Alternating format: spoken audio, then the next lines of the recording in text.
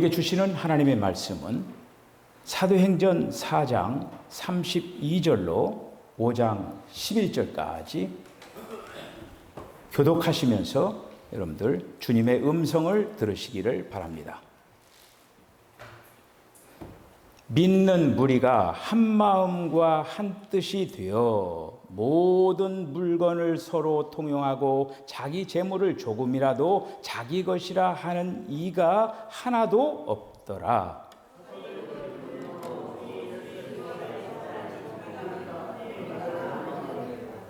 그 중에 가난한 사람이 없으니 이는 밭과 집 있는 자는 팔아 그 판 것의 값을 가져다가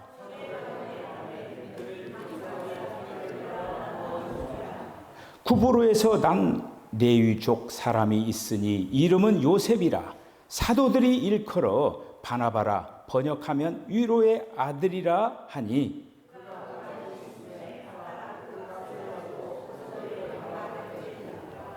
아나니아라 하는 사람이 그의 아내 삽비라와 더불어 소유를 팔아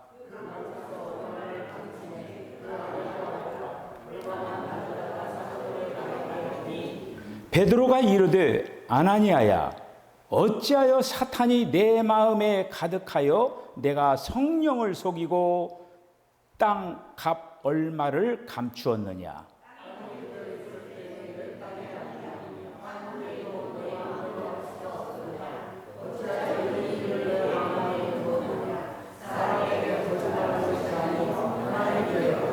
아나니아가 이 말을 듣고 엎드러져 혼이 떠나니 이 일을 듣는 사람이 다 크게 두려워하더라.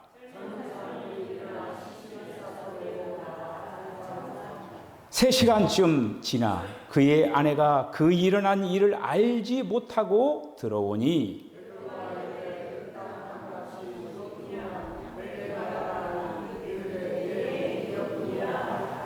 베드로가 이르되 너희가 어찌 함께 꾀하여 주의 영을 시험하려 하느냐. 보라 내 남편을 장사하고 오는 사람들의 발이 문 앞에 이르렀으니 또 너를 메어 내 가리라 하니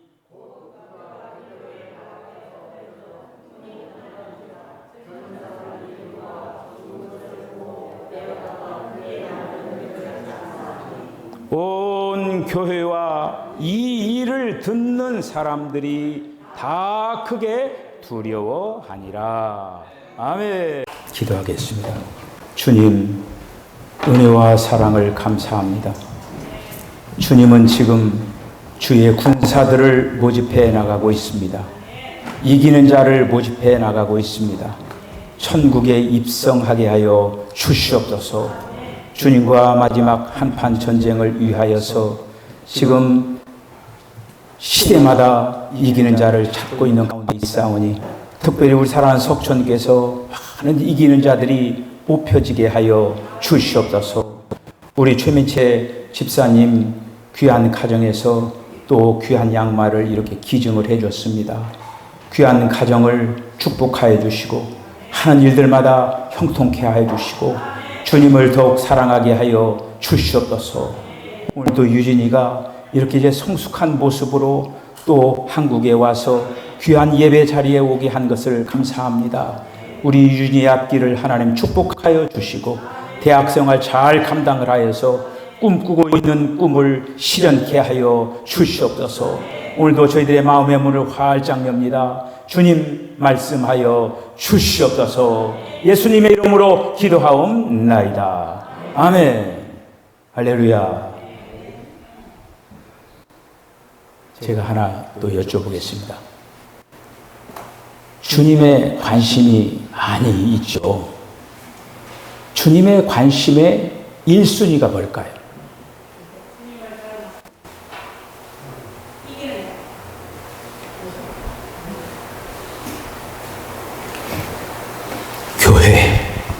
교회입니다.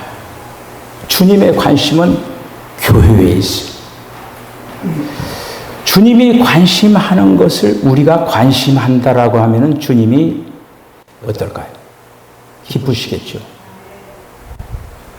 우리가 그러니까 여러분도 교회 하면은 보여지는 건물을 지금 이 얘기 생각하면 그건 구약적인 사고예요.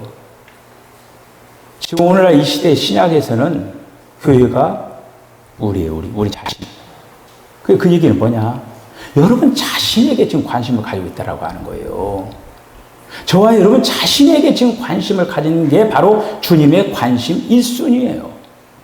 자, 그래서 이제 특별히 이제 사도행전이 지금 교회의 역사가 어떻게 진행된가를 쫙 지금 보고 있어요, 지금. 특별히 이제 사도행전 2장에서 마가의 다락에 성령이 임해가지고 그때부터 교회가 시작되잖아요. 교회가 시작되는 거예요. 그 교회가 이제 시작되어가지고 그 교회가 점점점 번성을 해나가는 거예요. 우리가 사도행전을 크게 보면 두 덩어리로 볼 수가 있어요. 전반부는 베드로의 사역, 후반부는 바울의 사역. 이렇게 우리가 볼 수가 있습니다.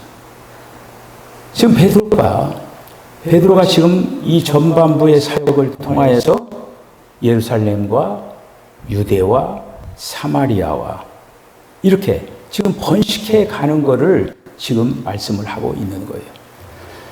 자, 이렇게 이제 번식되어 가고 있는데 오늘 본문 이제 우리가 4장 32절로부터 5장 11절에 있는 말씀을 이렇게 읽었습니다.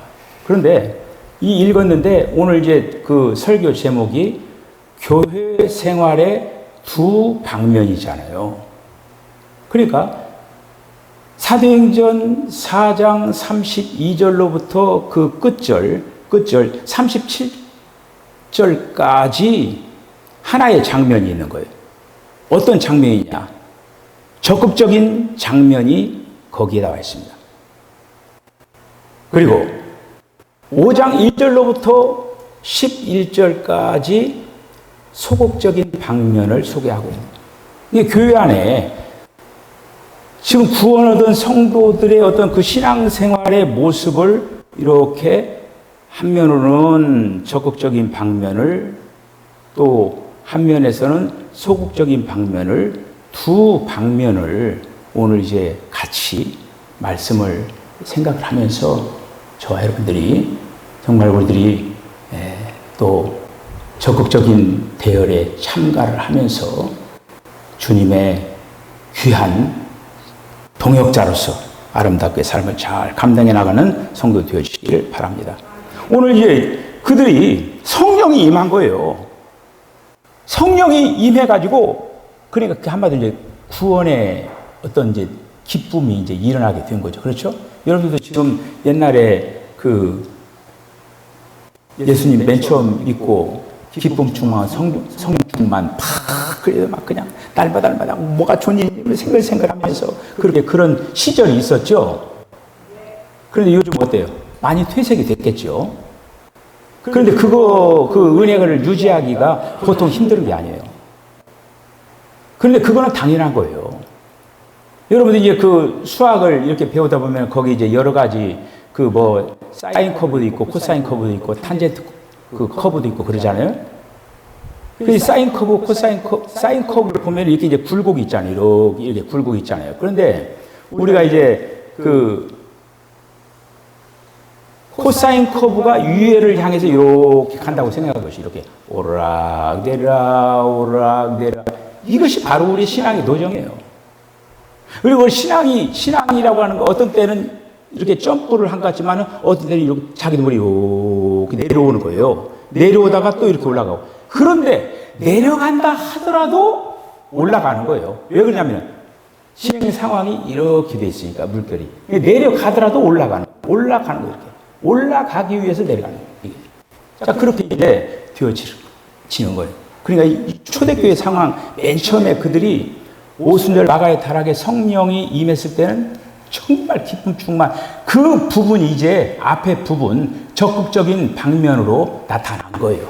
맨 처음에 막 성령이 임하니까. 자, 그래서 어떤 일들이 벌어지냐면은 4장 32절에 있는 말씀 보니까 모든 물건들을 공동으로 소유를 하는 거예요. 그러면서 여기 보니까 그 자기의 자기의 것을 자기 재물을 조금이라도 자기 것으로 여기지 아니했다. 이게 나누는 거예요. 나누면서 서로. 근데 여기서 우리들이 하나 짚고 넘어가야 될 거 뭐냐면은 모든 물건을 공동으로 이렇게 이제 하고 그러는데 이거는 어떤 사랑의 표시가 아니라 한마디로 구원받은 구원의 감격 이런 것들이 그냥 표현을 된 거예요. 누가 하라고 하지도 하는 거 아니에요. 그냥 막 자원해서 내놓는 거야. 자원해서. 그러니까 자원에서 내놓으니까 그거를 가지고 이제 성도들에게 또 분배를 하면서 그렇게 이제 신앙생활을 했다. 이거는 뭐 계속적으로 진행이 된 거 아니죠. 잠깐 그렇게 일들이 벌어졌습니다. 자, 그러면서 그들은 부활한 그리스도를 증거하는 증인의 모습을 살아가는 거예요. 이게 물건들도 통용하지. 그 다음에 33절에 있는 말씀 보니까 사도들이 큰 능력으로 주 예수의 부활을 간증하니 무리가 큰 은혜를 얻어. 그러니까 그들이 말로만이 아니라 삶과 행동이 성령의 은혜가 임해가지고 그것이 사람들에게 한마디로 부활의 어떤 간증을 하는 그런 어떤 상태의 사람들이 성령 받고 그렇게 계속적으로 주님을 증거를 했다고 하는 거예요. 그래서 이런 어떤 큰 은혜가 충만하게 임해가지고 이렇게 하나님의 역사를 아름답게 펼쳐져 나가는 거죠.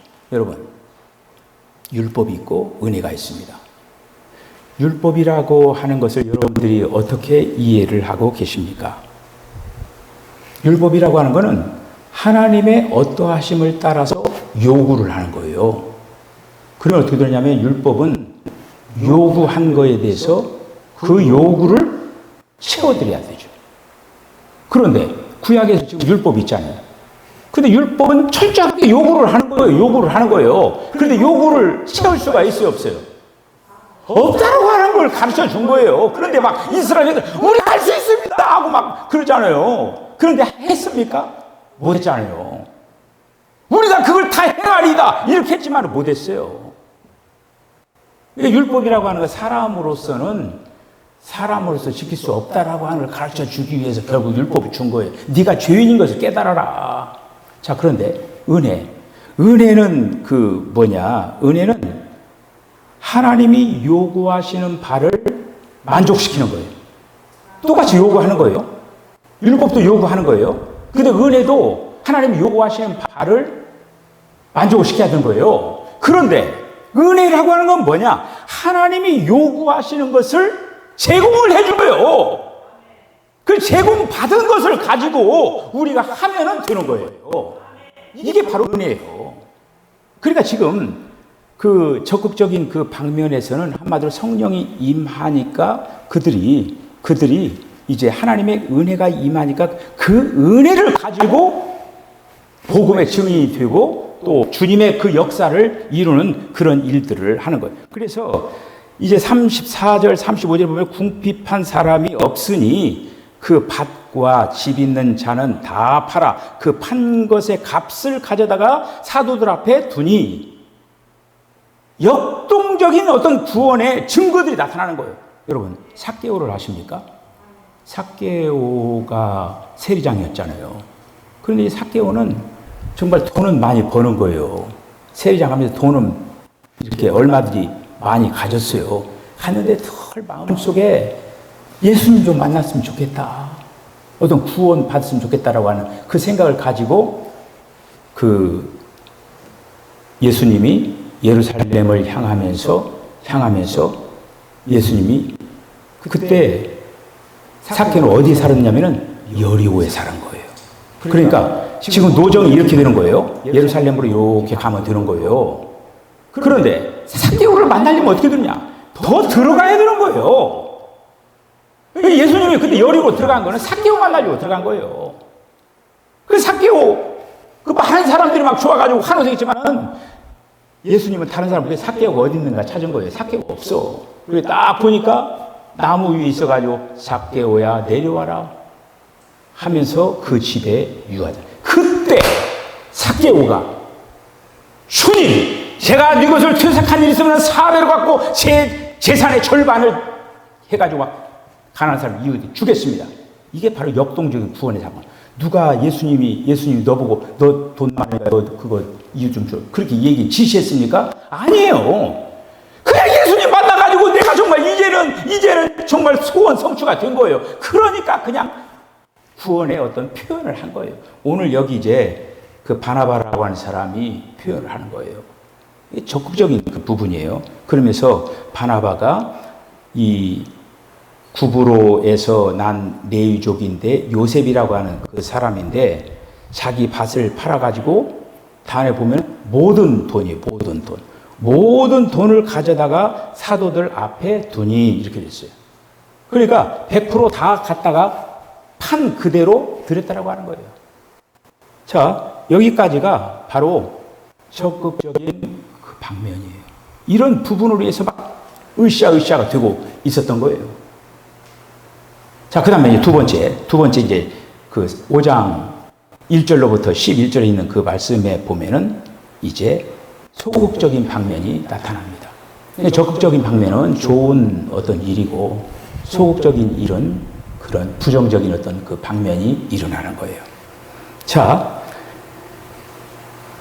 이게 두 번째 소극적인 장면이 일어나는데 그 소극적인 장면의 주인공이 누구냐면 한 쌍의 부부예요. 아나니아와 삽비라라고 하는 부부 이야기를 들려주고 있습니다. 자, 그래서 아나니아가 그러니까 뭐 그냥 그 위에 사람들이 막 밥 팔아가지고 이렇게 돈 들여가지고 하고 막 그러잖아요. 그러니까 사람들이 막 이렇게 하니까 그러면서 막 이렇게 그 어디 막 칭찬도 해주고 뭐 그랬겠죠. 그러니까 이 아나니아와 삽비라도 막 자기들이 하고 싶은 마음이 막 생긴 거예요. 그래서 여기 이제 아나니아라고 하는 사람이 그 아내와 함께 재산을 팔았어요. 똑같은 행동을 하는 재산을 팔았어요. 여기까지 잘한 거예요. 재산을 팔아. 그 값을 그 다음에 1절, 2절에 뭐라 그러냐면 얼마를 감추니 이렇게 됐어요. 다 이게 틀린 게 아니라 얼마를 감추었어. 다 팔아가지고 일부를 아무튼 사도들에게 주고 일부는 집에다 놓은 거예요. 이렇게 감추니 그 아내도 알더라. 얼마를 가져다가 사도들 앞에 두니. 자, 1절, 2절에 있는 그 말씀입니다. 자, 그러니까 이 아나니아와 삽비라의 이 지금 이런 어떤 소극적인 그 방면을 이 얘기를 보면 뭐냐면은 지금 아나니아와 삽비라는 구원받은 사람이죠. 그렇죠. 구원받았다라고 하는 건 뭡니까? 아나니아와 삽비라 안에 성령이 있다라고 하는 거죠. 그렇죠. 성령이 있는 거예요. 성령. 그 성령이 있는데 그러니까 지금 우리가 먼저 봐야 될 건 뭐냐면은 아나니아와 삽비라라고 하는 지금 어떻게 보면은 그 예를 들은 거죠. 실제 인물이기도 하고. 그러니까 모든 인간에게는 두 인격체가 있다라고 하는 걸 볼 수가 있어요. 여기서 우리가 볼 수 있는 거는 나는 예외다. 그렇게 할 수가 없다라고 하는 거예요. 저도 그렇고 여러분 모두가 다 우리 안에 두 인격체가 있다라고 하는 거예요. 지금 예를 들어서 지금 아나니아와 삽비라가 밭을 팔아가지고 얼마를 집에다 놓고 얼마를 사도들 앞에 갖다 놨다 이거예요. 결국 누구를 속인 거예요? 그 안에 지금 내주하는 성령을 속인 거예요. 결국 성령을 속였지만은 누구의 지시를 따랐어요? 그 안에 또 뭐가 있어요? 사탄이 있죠. 이렇게 두 인격체가 있는 거예요. 두 인격체가. 그러니까 우리도 마찬가지예요. 우리 안에 두 인격체가 있음을 인정을 해야 돼요. 예수 믿고 교회 다니고 그래도 얼마든지 범죄할 가능성이 있다고 하는 거예요. 오늘 아나니아 삽비라를 통해서 우리는 그런 것들을 볼 수 있어야 된다고 하는 거예요. 두 인격체가 안에 있었다라는 그런 이제 말씀입니다. 자, 그래서 오늘 이제 이 아나니아와 삽비라의 이제 소극적인 이 부부 방면을 보여주는데 인간의 마음 속에 무엇이 꿈틀거리고 있느냐라고 하는 것을 한번 정리를 해보면 첫째는 뭐냐면은 야심의 문제입니다. 야심 아시죠? 제가 그 낱말풀이 낚였어요. 야심이라고 하는 게 있어요. 모든 사람에게는 야심. 오늘 여기 어찌하여 사탄이 그들 속에 그런 거점을 갖고 있을 수 있었는가? 거점이라고 하는 거예요. 이 야심이라고 하는 것이 공격하기 위한 거점입니다. 야심이 생기면은 사탄의 공격을 받아요. 우리가 이제 독도는 우리 땅 그러잖아요. 일본 사람들이 그 독도를 왜 탐내요? 야심이 아니라 그게 바로 거점이야. 일본 본토에서 만약에 우리나라든지 북한이라든지 공격을 하려면은 멀잖아요. 그런데 독도가 자기 땅이면 어떻게 하는 거예요? 가깝잖아. 동해안으로 와가지고 거기서 뻥뻥뻥 하면 얼마나 좋아요. 그게 바로 거점이에요. 전투를 하는 데 있어서는 일본으로서는 우리나라라든지 이런 어떤 공격을 하기 위한 이 독도는 아주 좋은 그거죠. 거점이에요. 그렇듯이 사탄이 공격을 하는 데 있어서 거점을 확보시켜 주면은 안 되는데 그 거점이 되는 항목이 뭐냐면 야심이라고 하는 거예요. 그러니까 결국에는 야심이라고 하는 것이 우리 안에서 발동이 되면은 그 거점을 통해서 사탄의 공격을 받게 돼 있다라고 하는 거예요. 무슨 알으셨죠? 바로 그거예요. 그 이제 거점이라고 하는 거예요. 그래서 야심 때문에 결국에는 이 아나니아와 삽비라가 한마디로 넘어지게 되는 거예요. 이거가. 제가 올해 이제 목회를 한 지 벌써 38년이 됩니다. 38년. 1986년에 시작을 했어요. 그러면서 많은 성도들을 대하기도 하고 그러면서 그 정리되는 것이 뭐냐면은 바로 이것입니다. 믿는 사람들.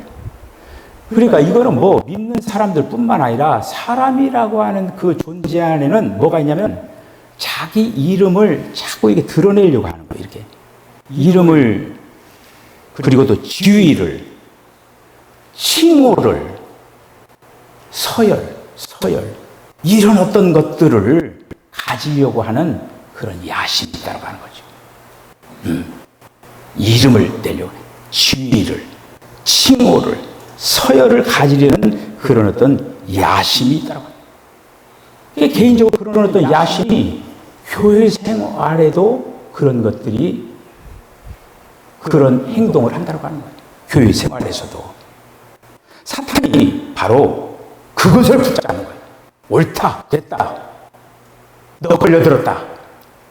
그럼 이 사탄이 바로 그것을 근거로 해가지고 이 아나니아와 삽비라가 이름을 내려고 하는 그 부부가 갈망이 있는 거예요.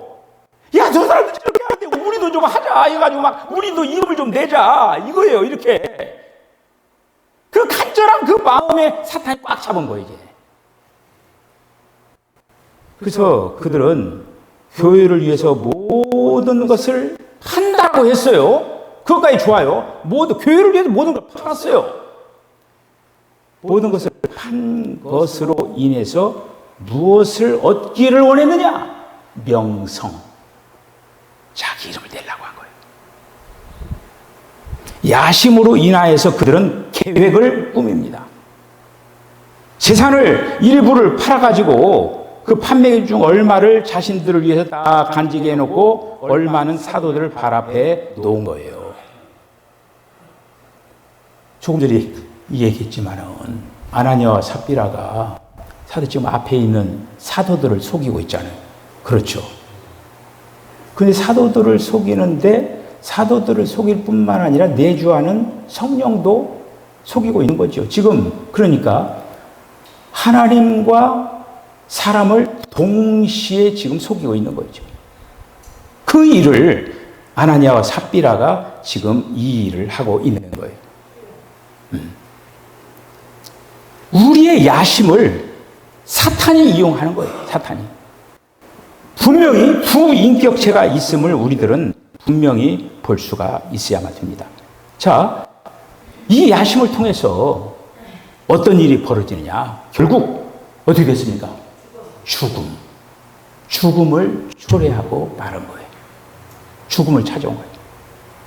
사탄이 우리에게서 멀리 있지 않다라고 하는 거예요. 우리 안에 지금 사탄이 있다고 하는 거예요.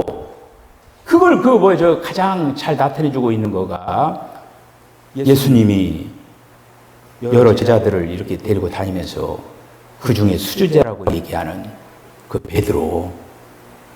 베드로가 사탄 소리를 들었잖아요. 알죠? 그 마태복음 16장에서 세상 사람이 나를 누구라고 하느냐? 그러니까 막 베드로가 신나가지고 주는 그리스도시요 살아계신 하나님의 아들이십니다. 하니까 막 살겠다 하면서 바요나 시몬아 네가 그것을 한 것은 네 안에서 아는 게 아니라 하늘아버지께서 그것을 알게 해준 거다. 박수를 하며 참 잘했다. 그 칭찬을 하고 나서 조금 있다가 이제 야 얘네들 이 정도면은 내가 이제 할 것을 알려줘도 되겠다 하면서 내가 예루살렘에 올라가서 내가 죽어야 돼 십자가에. 그러니까 예수님보다 더 많이 드셨잖아요. 예수님 한쪽 데려가 예수님 혼내려고 하잖아요. 그러니까 그냥 거기서 혼내는 그 베드로의 이 사탄아 물러가라 하면서 막 거기서 막 사탄 소리를 듣잖아요. 그 베드로 속에 그렇게 양면이 있으면서 그 야심이라고 하는 거. 결국 베드로는 예루살렘에 올라가 가지고 자기들 어떤 정치적인 메시아로 해가지고 한번 뭐 이렇게 세상을 한번 흔들어 보겠다라고 하는 그런 어떤 야심이 있잖아요. 그 야심 속에서 결국에는 사탄 소리를 듣는 거예요.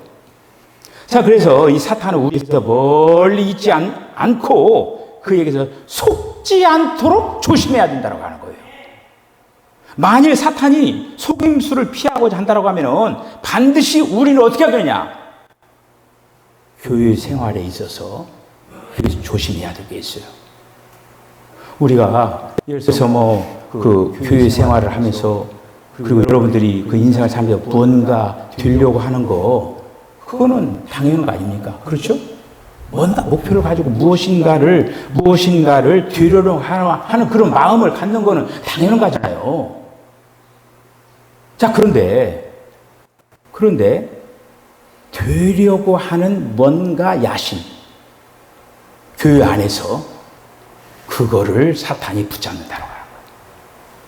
어떻게 보면 좋은 거죠. 좋은 건데 그거를 사탄이 붙잡는다고 하는 거예요. 무엇인가 되려고 하는 야심.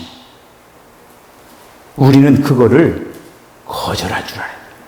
주님이 필요하면은 얼마든지 세웁니다. 세우는 거예요. 그런데 내가 무언가를 되기 위하여서 만약에 이렇게 하더라고 하면은 그거는 하나님 편에서의 것이 아니라고 하는 거예요. 그래서 그런 어떤 거, 무엇인가 되려고 하려고 하는 그런 야심을 거절할 수 있는 힘, 그리고 또 그걸 포기할 수 있는 힘, 이게 필요하다고 하는 거예요. 교회 생활 안에서 무엇인가 되려고 할 때에 사탄이 그를 속여가지고 어디로 이끄느냐? 죽음으로 이끕니다. 아나니아 삽비라 오늘 죽었죠? 그러면은 아이고 나 야심 가졌는데 안 죽었어. 아니에요, 죽었어요. 사망이라고 하는 것이 육체의 사망만 사망입니까? 영적으로 죽는 거예요. 하나님을 믿으면서 영적으로 죽은 상태가 되는 거예요. 굉장히 그러니까 그러면서 오늘 이런 어떤 그 야심을 가지고 결국에는 무엇인가 되려고 하는 다시 말씀드려요. 이름을 내려고 하는 이런 야심 때문에 그게 뭐예요? 그렇게 옆에서 지금 이 사탄이 지금 한마디로 사탄에게 속은 거예요. 근데 주님은 뭐냐? 너 야심 그렇게 하고 이름 내려고 안 돼. 주님은 바로 그걸 원하는 거예요. 그런데 사탄은 괜찮아. 형 그렇게 이름 내야지. 거기 딱 속아 남아가지고 걸리는 거예요. 그 속임수로 인해 가지고 결국에는 오늘 아나니아와 삽비라가 부부가 동시에 죽습니다.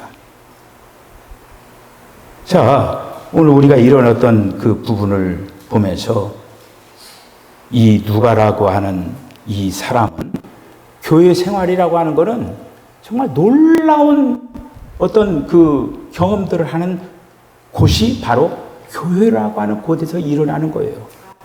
교회라고 하는 건 놀라운 곳이지만은 그러나 사탄은 그 놀라운 현장 가운데서 그런 마음을 불어넣는다라고 하는 거예요. 어떤 거 내가 뭔가를 이렇게 들려고 하는 그때 조심해야 된다고 하는 것이죠. 극히 조심해야 돼. 자, 그래서 오늘 이제 이 성령께 거짓말을 함으로 결국에는 성령도 속이고 사도들을 속이고 그 거짓말 때문에 결국에는 이 아나니아와 삽비라가 죽음을 당하는 것입니다. 자, 오늘 11절의 이 결론 부분은 이렇게 마무리가 되는 거예요. 온 교회가 이 일을 듣는 사람들이 다 크게 두려워하니라. 우리는 남의 일로 생각해서는 아니 돼요. 우리가 정말 주님이 원하시는 어떤 그 노선을 우리들이 잘 따라가야 된다고 합니다. 우리가 신앙생활이라고 하는 것은 자기 임의대로 하는 것이 아니에요. 주님의 인도를 받아서 하는 거예요. 그 초대교회가 그러니까 이제 사실 오늘 그 적극적인 그 부분이 있었잖아요. 근데 그 부분은 딱 잠시 잠깐이었어요. 그리고 나서 그때부터 교회는 어떻게 하냐면 계속 아래로 계속 다운되어 가고 있는 거예요.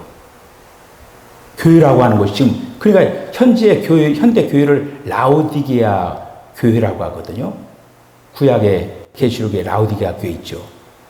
이 라오디게아 교회는 그러니까 뜨겁지도 않고 덥지도 않고 미지근해 가지고 그냥 어떤 상황 그런 어떤 상태로 어떤 정체성을 잃어버린 거기까지 지금 하락을 해나가고 있다고 하는 거예요. 자, 오늘 이런 어떤 말씀들을 이제 생각을 하면서 우리가 정말 주님을 올곧게 끝까지 잘 붙들고 주님의 노선을 아름답게 잘 걸어나가는 저와 여러분 다 되어주시기를 주님으로 간절히 축복합니다. 기도하겠습니다. 주님, 은혜와 사랑을 감사합니다. 초대교회 긍정적인 그 부분과 부정적인 교회 생활의 양면을 오늘 우리에게 알려주신 것을 감사합니다. 교회 생활을 어떻게 해야 되는 건가 그 부분들을 또 이제 샘플적으로 가르쳐준 이 귀한 것들을 기억을 하면서 우리들도 또 이제 아나니아와 삽비라처럼 부정적인 그런 부분에 합류되지 않도록 정신을 차리고 깨어 근신하면서 사탄의 거점을 주지 아니하는 기회를 주지 아니하는 그런 살아 역동하는 그런 신앙을 누리게 하여 주시옵소서. 예수님의 거룩하신 이름으로 기도하옵나이다. 아멘. 지금은 우리 주님 예수 그리스도의 거룩하신 은혜와 하나님 아버지의 극진하신 사랑과 성령의 감동 감화 교통하심이 주님의 관심이 교회에 있습니다. 교회 생활 아름답게 잘 감당을 하면서 주님의 기쁨이 되겠다라고 결단을 한 우리 사랑하는 성도들의 심령과 가정과 기업과 저들의 삶 가운데 지금으로부터 영원까지 함께 하시기를 간절히 축원하옵나이다. 아멘.